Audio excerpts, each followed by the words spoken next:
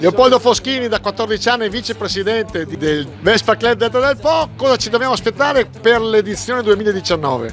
Per l'edizione 2019 ormai è arrivata al 14° appuntamento, speriamo che il sole ci faccia la grazia come ogni anno abbiamo avuto la fortuna e di avere tanti vespisti che ogni anno a venire a trovarci per venire a fare il giro del Delta. Quest'anno abbiamo delle innovazioni, facciamo un giro nuovo, non affrontiamo il Delta dalla parte di Porto Tolle, ma affrontiamo il Delta dalla parte nostra, dalla parte di Ariano, così facciamo visitare nuovi posti e per la prima volta faremo anche il buffet a taglio di po', così rimarremo nel nostro paese per poi avviarci verso Tolle da Bussana, dove mangeremo del pesce ottimo e speriamo che tutti quanti siano felici della giornata che passeranno. Stavo scorrendo le immagini, anche l'anno scorso centinaia di vespe, quest'anno se il tempo tiene, l'anno scorso ricordiamo un tempo inclemente, ciò nonostante quasi 500 vespisti accreditati, quindi quest'anno bel tempo e tutto. Cercheremo di superare ogni record.